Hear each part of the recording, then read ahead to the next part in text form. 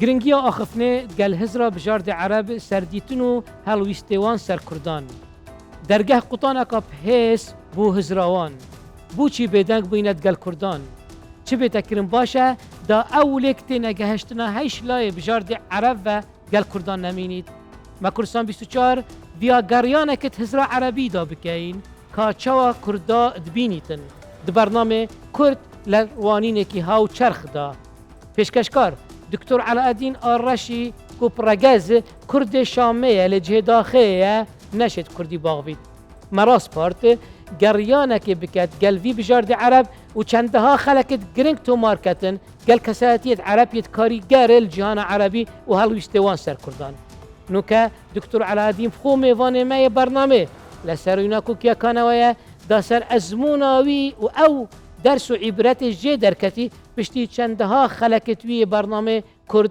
لروانینك هاو شرق تومار كريم. دكتور علاءالدين مرحبا بك معنا في هذه الحلقة الخاصة من برنامجنا. نبدأ بالسؤال: بماذا خرجت بعد تسجيلك لكل هذه الحلقات التي سجلتها مع نخب عربية مؤثرة في العالم العربي؟ بداية دعني أسجل الشكر الجزيل لقناة كردستان باستشار على ما قامت به من فتح للأبواب الموصدة والنوافذ المغلقة في التعريف بالقضية الكردية. ودعني أيضا أتوجه بجزيل الشكر إلى الشخصيات الذين شاركوا في إنجاح الموسم الأول من هذا البرنامج، وهم يعني مع تحفظي على ذكرهم وقيمتهم، إلا أنهم كلهم يشتركون في النجاح، سواء كان الدكتور طارق سويدان أو الأستاذ وضاح خنفر أو الدكتور برهان غليون أو الفنان سميح شقير أو الأستاذ فهمي هويدي وغيرهم. كما أعيد الشكر لقناة كردستان حيث قامت بشيء غير مألوف، قناة كردية تنتقل عبر عواصم أوروبية وعبر عواصم شرقية. انتقلنا من اسطنبول إلى باريس ومن ثم إلى ألمانيا ومن ثم توجهنا إلى مصر. كانت هناك عواصم طرقناها لكي نستمع إلى النخب وآرائهم. انطباعي حول هذه النخب، وهذا هو محط السؤال، أن هناك حقيقة تمثل القضية الكردية بالنسبة للنخب أشبه بمثلث برمودا، منطقة مجهولة مخيفة مهجورة لا يعرفها الكثيرون. وأيضا أسجل ملاحظة أخرى أنه وللأسف الشديد أن النخب تعاني من إملاءات الواقع وضغوطاته، بحيث أنها لا تستطيع الانتقال من حيز القضايا الذاتية إلى معرفة المكونات المجتمعية. هي مضغوطة بقضايا مجتمعية كبرى فلم تستطع أن تدرس المكونات الأساسية للمجتمع، ونال هذا الأمر قسط كبير من القضية الكردية. يجهلون يعني القضية الكردية تماما. ولفت نظري تعريفك عني بأني من أكراد الشام. أريد أن أعرف الجمهور العام من المشاهدين العرب على أن أنا واحد جزء من مأساة الأنظمة السياسية المتعاقبة على البلاد التي حكمتنا. على الرغم من أن دمشق هي عاصمة مأنوسة وقديمة وحضارية، إلا أنني منعت أن أمارس حقي في تعلم لغتي الأم اللغة الكردية، فأنا أجهلها ليس نتيجة عدم اعتزازي بأني من الكرد، ولكن نتيجة التسلط البعثي الذي حرم المكون ثاني أكبر قومية في سوريا من ممارسة حقوقها وأعيادها والنطق بلغتها. على الرغم أن في دمشق لدينا مقبرة خاصة لنا بعائلة الرشي وأيضا جادة باسم الرشي، ومع ذلك لم نتمكن أن نمارس لغتنا الأم. هذا يعكس للمشاهدين الذين قسط كبير منهم لا يعرفون أن الكرد منعوا من أبسط حقوقهم في ظل مجتمعات قمعية تقوم على ثلاثية وافق أو نافق أو فارق. من خلال تجربتك هذه وتسجيل مجموعة حلقات مع هؤلاء النخب المؤثرين في العالم العربي، يعني هل تتوقع أنه بالإمكان التأثير على مواقف النخب العربية تجاه القضية الكردية والعمل عليها وتغييرها إذا كانت من الحالة السلبية إلى الحالة الإيجابية تجاه القضية الكردية؟ بالطبع هذا عمل تراكمي، وليس أمرا يعني لحظيا يتم أو بلمسة سحرية. هذا العمل تراكمي.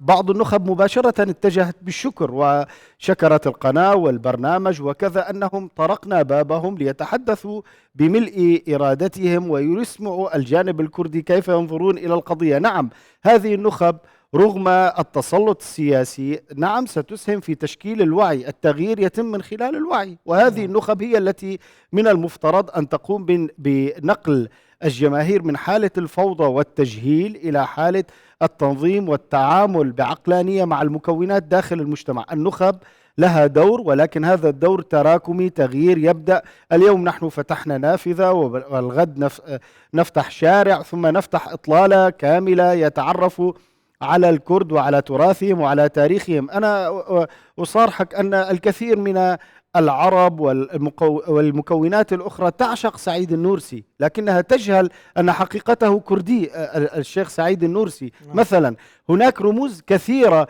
يجهلها أبناء المجتمعات ذات الطابع القومي الواحد. حي عندنا في دمشق حي القيمرية، وهو من الذي بني على يد الكرد، وهذا يعتز به أهل الشام كلهم، يقولوا لك ابن الإيمارية يعني من أصل الشام. إذن الكثيرون يجهلون والأصول والتعارف. هذا الأمر ينبغي أن ندفع به أكثر وأكثر لفتح النوافذ التي هي مغلقة بحكم التجهيل السياسي والإقصاء المتعمد من قبل السلطات التي خوفت الجميع من الجميع. نعم. هل واجهت الصعوبات في عمل مقابلات مع هؤلاء؟ هل كانت هناك موانع؟ هل كانت هناك تحفظ من قبلهم أن لا يعملوا مقابلة مع قناة كردية على الموضوع الكردي، باعتبار أن هناك الكثير منهم ربما لهم مصالح مع بعض الدول التي تتحفظ في الملف الكردي، وهم يعيشون ربما في هذه الدول، فإبداء مواقف متعاطفة مع القضية الكردية إلى درجة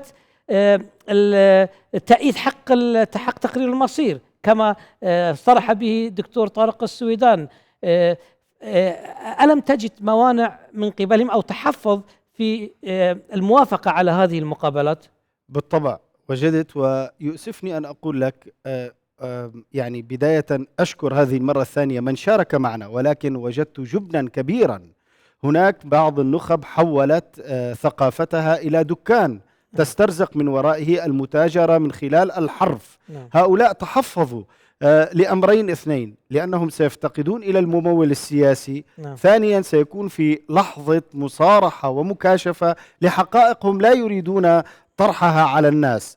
هؤلاء نعم أنا وجدت منهم تبرم وتململ وتخوف واعتذار بحجج واهية، والبعض أيضا رحب. حتى نكون منصفين، لا تستطيع أن نطلق حكما واحدا. هناك من رحب وأبدى تفاعله وشارك معنا، وهناك من وعد أنه سيشارك في حلقات ربما تكون قادمة. الوضع العام بصراحة نعم، بعض النخب تواطأت على الوعي العربي في تغييب وتهميش الكرد وعدم المعرفة والإيمان بهم، وهذا جزء من عمل السياسي. نعم. من خلال هؤلاء الذين عملت معهم مقابلات حتى الآن، بينهم من التوجه الإسلامي كانوا وبينهم من التوجه اليساري، يعني أصحاب الأفكار المختلفة يعني والمتناقضة أحيانا مع بعضها. كيف رأيت الاختلاف بين هذه الأفكار في مواقفها من القضية الكردية؟ يعني السؤال بطريقة أخرى: هل يعني حامل الفكر المعين يعني يجب أن يكون موقفه باتجاه معين إلى القضية الكردية، أو الفكر لا يؤثر في الموقف؟ نعم. بداية بعض المتحاورين معي قالوا لي: ماذا تريد أن نتحدث؟ تريد أن نتحدث عن الكرد فنمتدحهم؟ فقلت لهم: ليست من سياستنا المديح نعم. المطلق ولا الذم المطلق، نحن نريد أن نتحدث بلغة منصفة حول الكرد. هؤلاء حقيقة يعني تحدثوا بطلاقة وبموضوعية. أما موضوع يعني الذي حضرتك أشرت إليه، موضوع الوقوف بشكل إيجابي مع القضية الكردية أو سلبي مع القضية الكردية؟ الإيجابية أو السلبية لا يمكن أن نستحضر الأخطاء التي نقع فيها أحيانا، وهي الأحكام التعميمية. لا نعم. تستطيع أن تقول أن كل إسلامي يرفض إنصاف الكرد، وليس لأنه إسلامي إذن سيلامس الجانب الداعشي أو أنه متشدد من القوميات. نعم. كما أنه ليس كل يساري لن يقبل بأن يكون منصفا للكرد، ولكن لا يشترط أن يكون منصفا للكرد أن يكون يساريا. إذن الأحكام التعميمية التعسفية هي ليست أحكاما صحيحة. وجدت أنا إنصاف من شخصيات حقيقة طالبت باحترام إرادة الكرد في الاستفتاء، وطالبت في حق تقرير المصير، وهذا شاهدناه في خلال البرنامج. وشخصيات كانت تتحدث على وجل وخجل وحياء، وشخصيات أيضا من المتوقع أن تقول أنها قريبة من ثقافة حقوق الإنسان والمجتمع المدني رفضت المشاركة.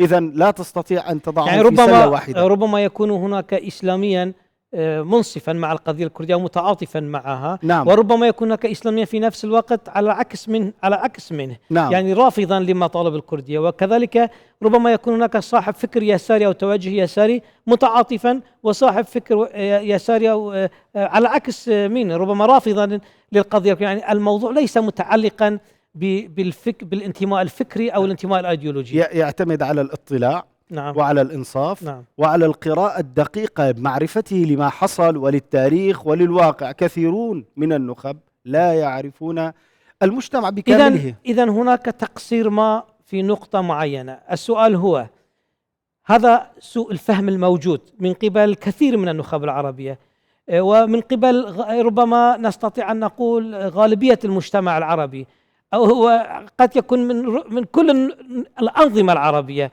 إلى ماذا يرجع يعني سوء الفهم للقضية الكردية؟ هل التقصير من الجانب الكردي، أي أن الجانب الكردي لم يتمكن من الوصول إلى عقول هؤلاء النخب أو إلى المجتمع العربي أو إلى الأنظمة العربية لتصحيح مواقفها من القضية الكردية، أو السبب يرجع إلى العالم العربي، إلى النخب العربية، إلى الأنظمة العربية التي لم تحاول أصلاً الوصول إلى معرفة صحيحة للقضية الكردية؟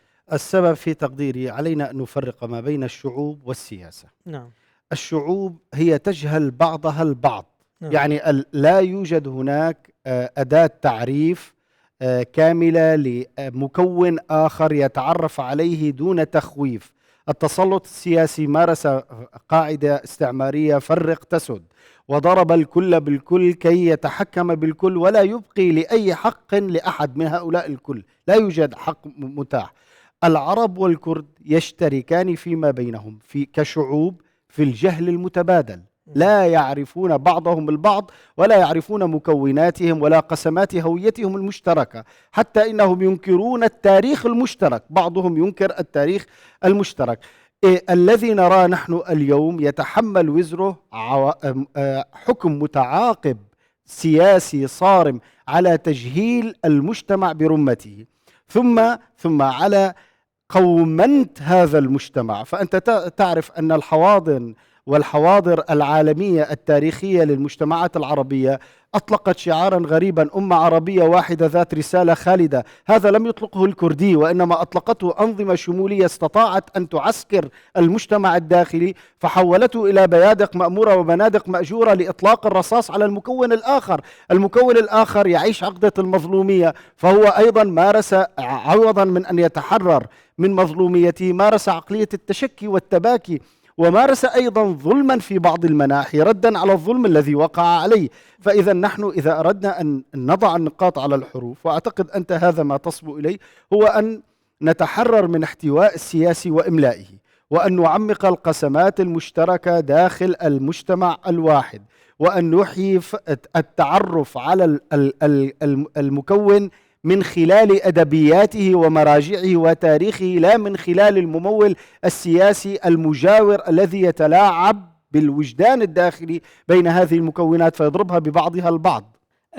كل هؤلاء الذين التقيت بهم كانت مواقفهم إيجابية من القضية الكردية، وكانوا متعاطفين مع المطالب الكردية.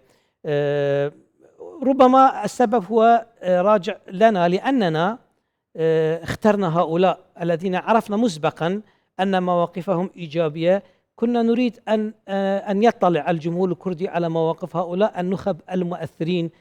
في المقابل هناك ربما الكثير والأكثر منهم ربما مواقفهم غير إيجابية مع القضية الكردية. أنا أقصد هنا الذين لهم مواقف إيجابية من القضية الكردية. هل يجب أن ينتظروا إلى أن تلتقي معهم محطة تلفزيونية كردية ليبدوا عن مواقفهم الإيجابية، أو كان عليهم أصلا أن يبادروا في مناسبات غير مناسبة أن يلتقي بهم صحفي كردي أو تلتقي بهم محطة كردية؟ يعني حقيقة المثقف هو الذي يستطيع إدارة الزوايا الحرجة، والمثقف كما يعرفه عبد الجابري هو مبشر ومعترض وصاحب مشروع. المفترض في المثقف كما تقول أنت أن لا ينتظر أحد يطرق بابه، بل يتحدث عن مكونات المجتمع بأكملها. لكن يعني حقيقة حتى لا نلقي اللائمة بشكل كبير على المثقف العربي، أيضا لنفكر ضغوطات الواقع السياسي جعلت هذا المثقف لا يستطيع أن يفكر إلا في القضايا ذات البعد الواحد. أنت ترى مثلا أن بعض المناطق ذات الطابع الكردي تستهدف 100% قصفا وتهجيرا وترحيلا وتغييرا ديمغرافيا، وفي المقابل يتم أيضا استهداف لفلسطين. العقل العربي والمسلم مسلط 95% لهذه القضية الفلسطينية، ولكنه غير مستطيع، لا يستطيع أن يتعامل مع الواقع الذي يستهدف مناطق ذات طابع كردي، ولا يستطيع أن يملي بعض الوقت، يفرغ بعض الوقت. الضغوطات المجتمعية. ثاني شيء، إذا يعني أردنا أن نحلل الأمر لماذا المثقف لا، يعني المثقف العربي لا يبادر، الضغوطات السياسية، وأيضا هناك محاصصات. المثقف أصبح جزءا من السلطة، والسلطة لا تريد أن تتحدث بإنصاف عن مكوناتها، هي جعلت كل مكون بعبع في وجه المكون الآخر، يخيفه ويرعبه ويأكل حقه. فإذا هذا الجانب الثالث أن هناك تهميش لكل المكونات بإنصاف. لنتحدث المكون العربي نفسه تم جلده وقهره وسحقه وضربه وضرب رموزه، والمكون الكردي كذلك وغيرها من المكونات. نحن في دمشق عندما أردنا أن نتعلم اللغة الكردية، عوضا عن أن يأتي النظام لينشئ لنا جمعية لتعليم اللغة الكردية، قام بزرع جمعية شركسية داخل المجتمع الكردي. المكونات كلها على العين والرأس، لا أعترض على المكون الشركسي، لكن هل يعقل أنت عندما تريد أن تعلم أبناء قومية تحضر لهم جمعية شركسية تمارس الطقوس والعادات والتقاليد والأعراف الشركسية، كل المكونات على العين والرأس، لكن أقول لك كيف يفكر النظام. خلق مثقفين وفق ما تطلبه السلطة لا ما يحتاجه المجتمع. هؤلاء الذين شاركوا لديهم قدر كبير من التحرر من إملاء السياسي واحتوائه. نعم. هل تعتقد بعد هذه التجربة التي خضتها في تسجيل حلقات مع هؤلاء، هل تعتقد التأثير في مواقف النخب العربية المؤثرة قد يفيد في القضية الكردية في شيء؟ يعني هل يمكن لهذه النخب التأثير على المحيط العربي وبالتالي على الأنظمة العربية لتغيير موقفها من القضية الكردية؟ أنا أعتقد أنه لا بد من التأثير، ليس فقط لمصلحة الكرد، نعم. وإنما لمصلحة العرب أنفسهم. نعم. وجود حالة توتر بين القوميتين الكبريتين في الشرق الأوسط، العرب والكرد، هذا مهدد لمصالح العرب أنفسهم. لا بد أن يفكروا العرب أن مصلحتهم ليست في خلق توترات، وليست في ترك مناطق قابلة للاشتعال في أي لحظة. هذه حقوق لا يمكن أن تؤجل، ولا يمكن أن يتم التغاضي عنها، والحق لا يسقط بالتقادم. علينا أن نفكر أن هذا الشعب له عراقته وله تاريخه وله لغته وله حقه في أن يقول ما يريد، وأن يفكر بالطريقة التي يمكن أن نقول أن الكل يربح من خلالها. ما المطلوب القيام به في سبيل تغيير أو تصحيح، لنقول تصحيح الموقف العربي من القضية الكردية؟ هذا الموقف سواء كان موقف النخب أو كان موقف المجتمع أو كان موقف السلطات، ما المطلوب القيام به خاصة من الجانب الكردي؟ أنا أعتقد أن من الجانب الكردي عليه ألا ينتظر تحركا من الجانب العربي، وإنما عليه هو أن يفكر ماذا يريد وما هي القيم التي يحتكم إليها وكيف يصل إلى ما يريد. هذه أول شيء، ترتيب أوراق البيت الكردي. عندما تسمع مثلا من مفكر كبير مثل الدكتور طارق عندما قال هذا البرنامج طرقتم بابنا، وهذه أول مرة يكون لنا نافذة على قناة كردية نتحدث معهم بفهمنا لقضيتهم. إذن أول شيء، الكرد كيف ينبغي أن يفكروا في إدارة علاقتهم مع الطرف الآخر. عندما تقرأ مثلا أن الكرد تأخروا في إطلاق معجم لغوي حتى جاء الروس، أول معجم لغوي للكرد أطلقته روسيا، وليس بيد عربية ولا كردية ولا تركية ولا أي شيء، كان بمعية ورعاية من روسيا. تجد أن هناك أيضا تقصير في ذاتنا نحن ككرد، عندما تجد أن الكرد لا يستطيعون نقل آدابهم ومعارفهم سوى يتيمتين نقلهما الدكتور محمد سعيد رمضان البوطي، وهي ميموزين أو سيامند، نقلها من الكردية إلى العربية فأخذت الباب العرب، حتى أنهم نسوا أن أصول هذه الروايات والقصص هي كردية. إذن على الكرد أن يفكروا في نقل قضيتهم بشكل موضوعي وبشكل حقيقي وبشكل منصف. وعلى العرب أن لا يمارسوا على الكرد فكرة الوصاية وفكرة الأخ الكبير، فكرة أنه أنا أقول لك نحن كمسلمين تسقط بيننا القوميات، ولكنك على أرض الواقع تطالب الكردي فقط أن يتخلى عن قوميته، بينما أنت قومنت الدين نفسه بشكل واضح وبشكل حقيقي. فهناك إسلام تركي وهناك إسلام إيراني وهناك إسلام عربي، أما الكرد فلا يحق لهم إلا أن يفكروا بأن هذه القومية ينبغي أن تنماث كما ينماث الملح في الطعام.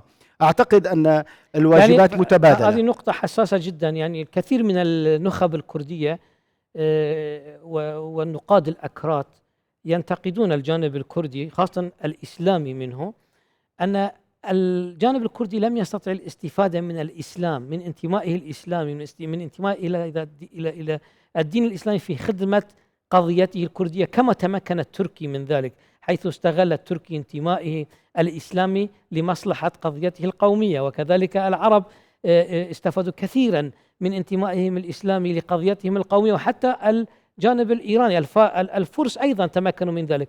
لكن الجانب الكردي لم يعمل على انتمائه الإسلامي أو انتمائه للدين الإسلامي لخدمة قضيته الكردية. ليس بالضرورة أن يكون هذا موقفي، لكن هناك الكثير من النخب الكردية يشيرون إلى هذه النقطة. الحقيقة أستاذ أحمد، يعني للإنصاف أن موضوع التعامل القومي الكردي مع الدين موضوع يحتاج إلى قراءة جديدة. نعم.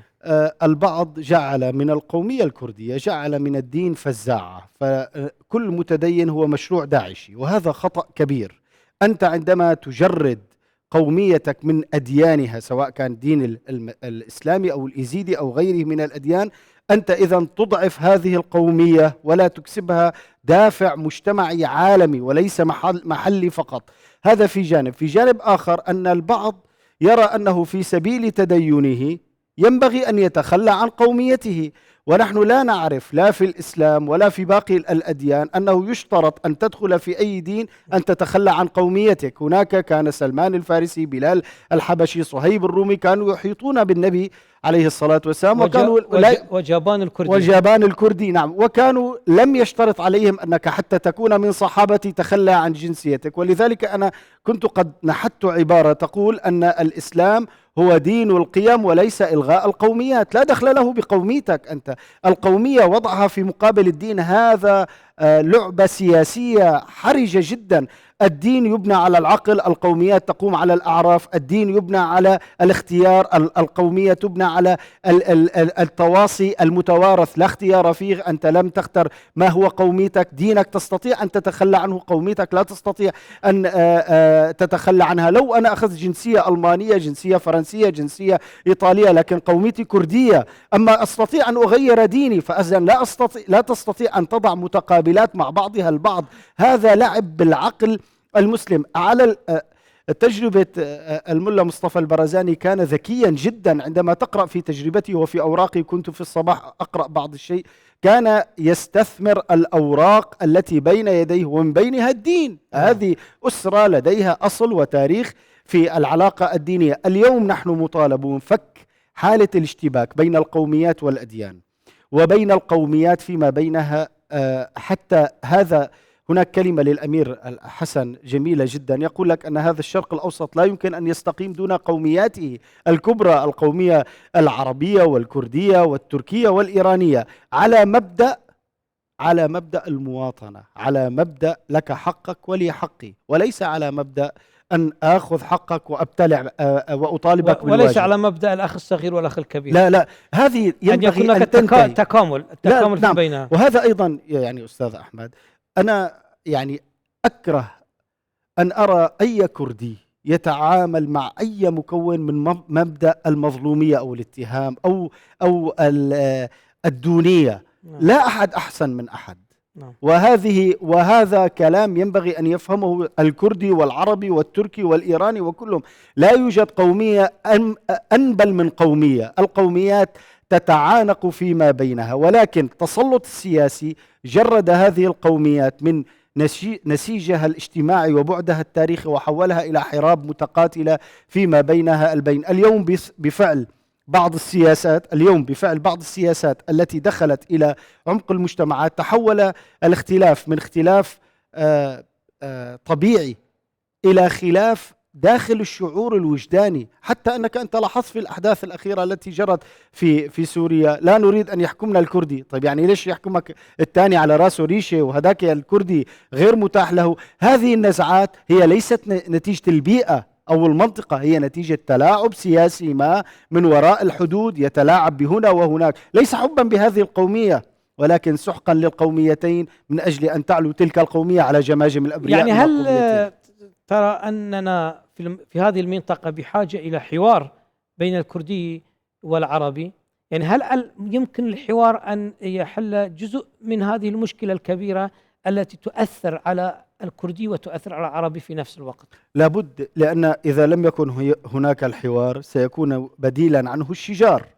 وعندما أنت تنطلق من مبدأ الحوار تحقق مبدأ الفهم ثم التفاهم لوصول صياغ مشتركة. إذن لابد من الحوار. وأنا أقول لك وبصراحة، عودا على ذي بدء كما بدأت البرنامج، كانت قيمته أنك أول مرة تفتح النوافذ لأبناء قومية عربية نخب تاريخية ولديها صولتها وجولتها الأكاديمية والإعلامية، يتحدثوا دون خط أحمر ودون شيء، وتحدثوا بملء إرادتهم.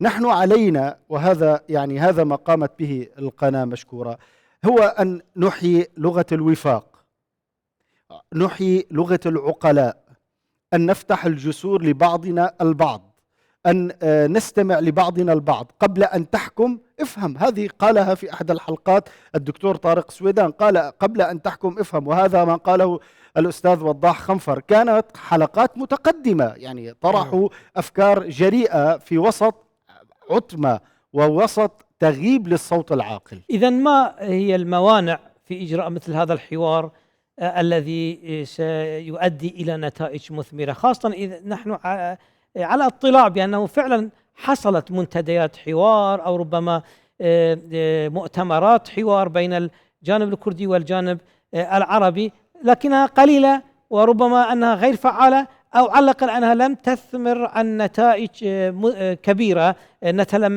نتلمسها.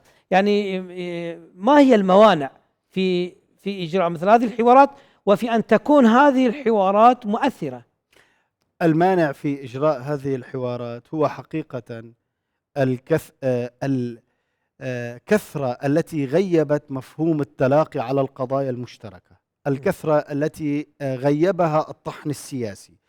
أول شيء، المانع الأول هو الفاعل السياسي الذي لا يريد لأهل هذه المنطقة أن يقوموا على وفاق واتفاق، فعندما يتشاجر المكونات فيما بينها هو يستطيع أن يتفرد بكل مكون لإضعافه وتخويفه من المكون الآخر.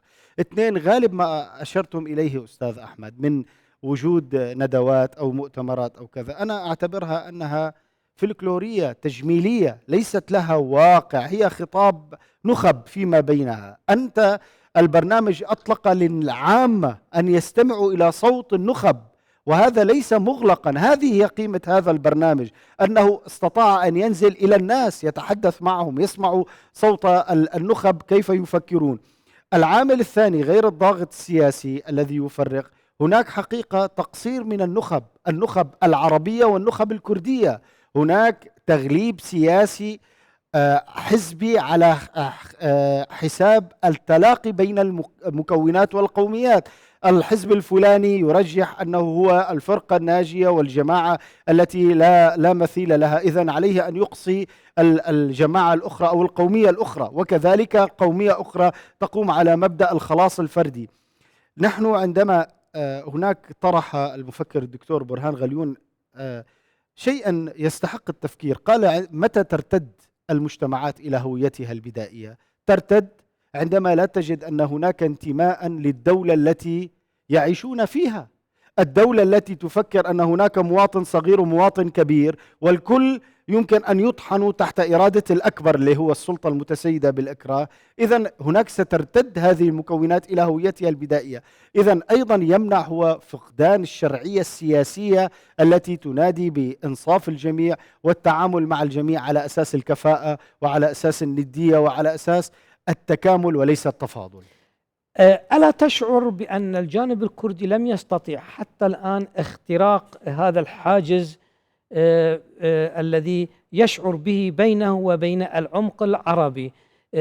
لم تستطيع النخب العربية اختراق العمق العربي. أنا خلال تجربتي مثلا أذكر لك هذه التجربة، عملي في الإعلام العربي ككردي.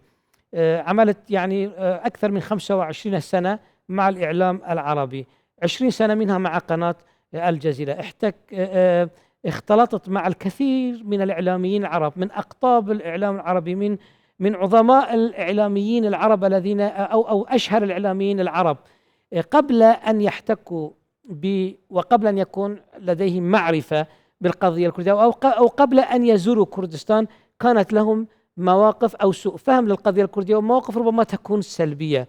لكن بعد الاحتكاك والتعامل الذي حصل بيننا وبعد زياراتهم لكردستان العراق واحتكاكهم بالنخب الكردية والمسؤولين الأكراد، انعكست يعني تماما، مواقفهم تحولت من الحالة السلبية إلى الحالة الإيجابية. هذا يعني أن هؤلاء لا يزال لم يصل إليهم اليد الكردية، أو لم تصل إليهم النخب الكردية، أو لم تفتح لهم أبواب المعرفة الصحيحة للقضية والملف الكردي.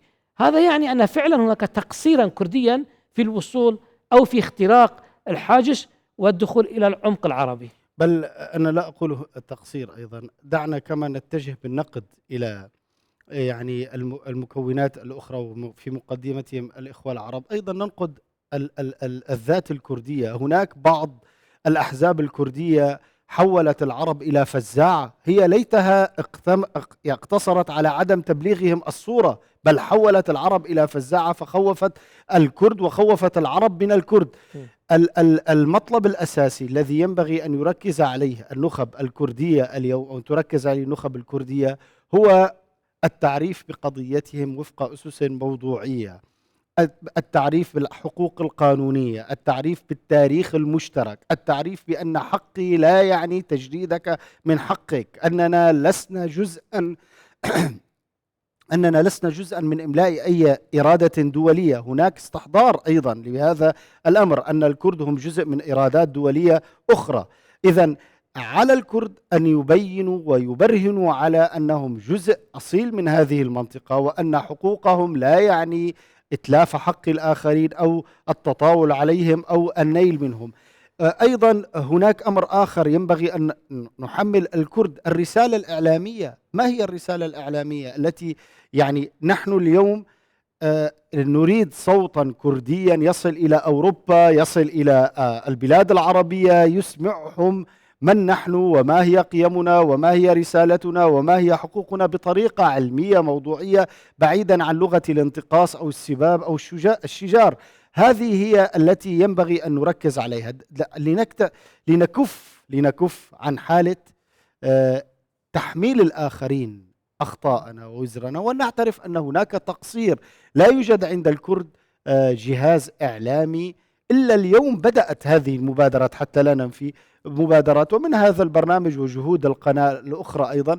جهاز إعلامي يعرف بقضية الكرد كما يجب، دون عقدة الدونية، ودون عقدة وجل، ودون تطاول، وبلغة موضوعية. الدكتور طارق السويدان في المقابلة التي عملت مع الدكتور أشار إلى أنه كان في أربيل في مناسبة ما، وكان يبحث عن قناة كردية، يبحث عن قناة ليطلع على بعض الأشياء ربما لم يطلع عليها قبل أن يأتي إلى أربيل. من خلال هذا العلم قال: لم أجد قناة كردية تتحدث بالعربي وأنا لا أفهم اللغة الكردية، فكيف لي أن أعرف شيئا عن الأكراد؟ ربما وجه نقدا ما إلى الجانب الكردي في أنه ليس له إعلاما ناطقا باللغة العربية.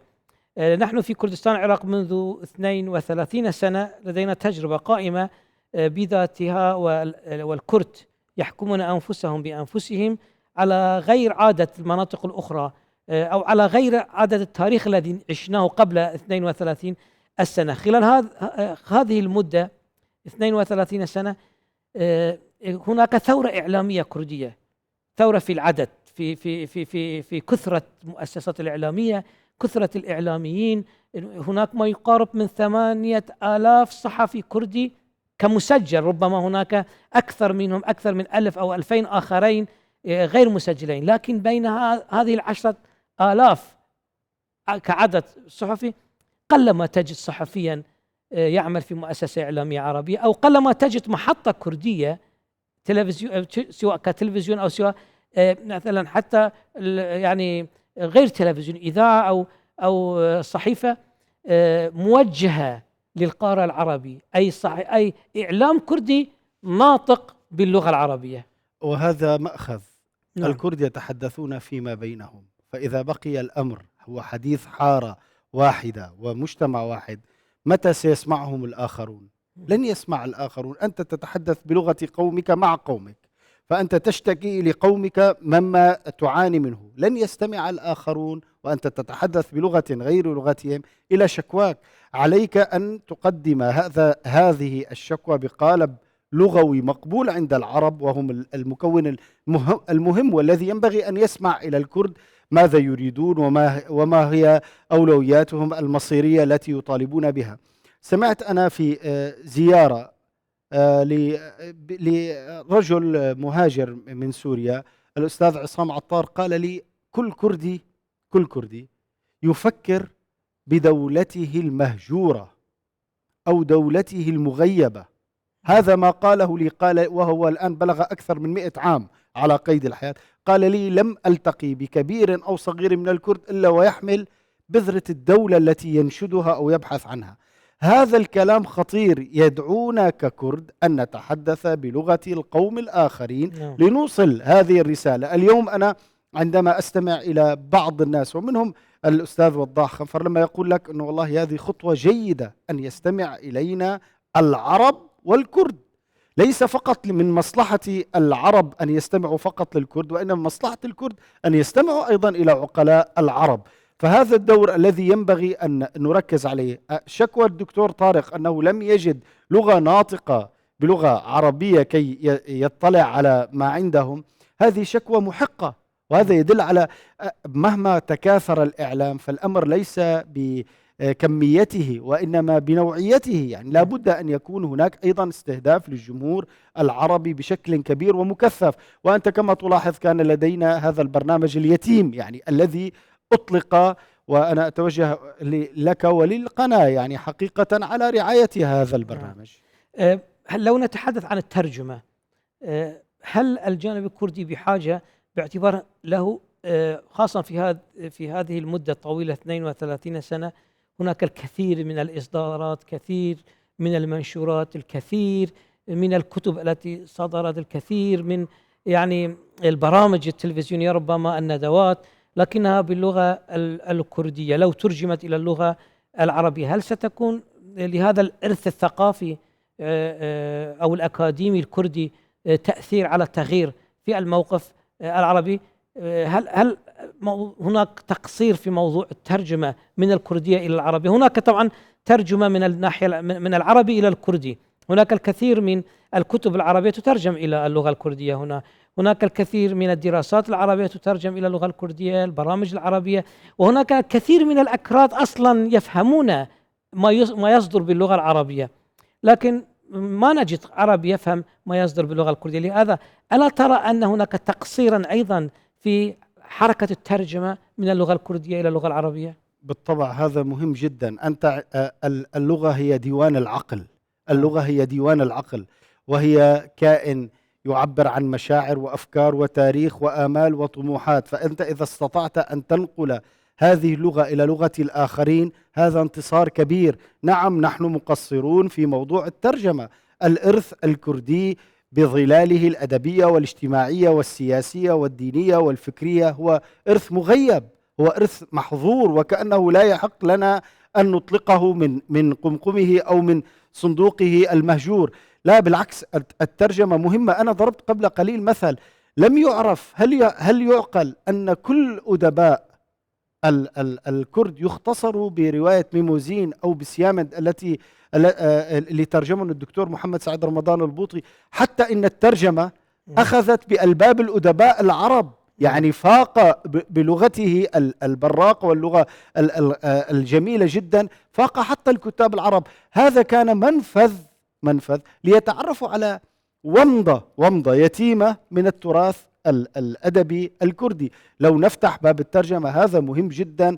تنقل كتب. أنا عندما أزور بعض المعارض الدولية للكتاب يؤسفني أن أقول لك بعض الدول التي يعني تحمل شيئا من الحساسية تجاه الكرد وقضيتهم تاريخيا، يا رجل يدخلون بشكل غير مقنع إلى المعارض الدولية، يدخلون دخول مخيف جدا، تراجم وكتب وكذا وكذا وكذا، ولغة هي لغة بتراء أو لغة يعني ليست لها ذلك، لكنهم ينقلونها إلى كل أصقاع العالم، بينما يعني كمترجمات يعني. وحتى أن بعض المترجمات بعض الروايات فاقت في بيعها باللغة العربية أكثر من اللغة الأم التي طبعت فيها. فإذا يعني الواجب الترجمة هو واجب مهم جدا، وهذا أيضا يقدم صورة حضارية للكرد ولتاريخهم ولكيف يفكرون. أنت من خلال احتكاكك بالعمق العربي، ثقافتك عربية ولديك تجربة كبيرة في دور نشر، في طباعة الكتب، في الاحتكاك بالنخب العربية خاصة في المعارض الدولية، هل فعلا هم الجانب العربي يعني يعشقون أو يتطلعون إلى أن يقرأوا المادة الكردية باللغة العربية؟ أنا سأصارحك وسأضرب أمثلة واقعية حتى لا يكون تنظير. أنا طبعت بعض الكتب العربية لكتاب مؤلف كرد، فتفاجأت بالصدمة التي كانت عند القارئ العربي. هذه أول مرة يمسك كتاب لا صمت بعد اليوم، مهمة في كردستان، كتب أخرى عندما يطلع كانت صدمة بالنسبة له. لم يكن، وهي قدمت إلى بعض الوزراء، أهديتها أنا إلى بعض وزراء بعض الدول، كانوا يقفون يعني وقفة وكأنها أمرا جديدا على بالهم أو على تاريخهم أو على حياتهم. نعم الحقيقة أن القارئ أنت تريد أن تفتح شهيته إلى ما عندك من أمل وألم، من حب وحرب، من تجربة وتاريخ وهموم معاصرة، عليك أن تنقل له بلغته التي يقرأها، لغته الأم، تراث تلك الشعوب وما يريدون. الترجمة أستاذ أحمد هي اليوم بمنزلة الصلاة التي لا يمكن أن تسقط عن الكرد. هذا أمر لا ينبغي أن يفوت.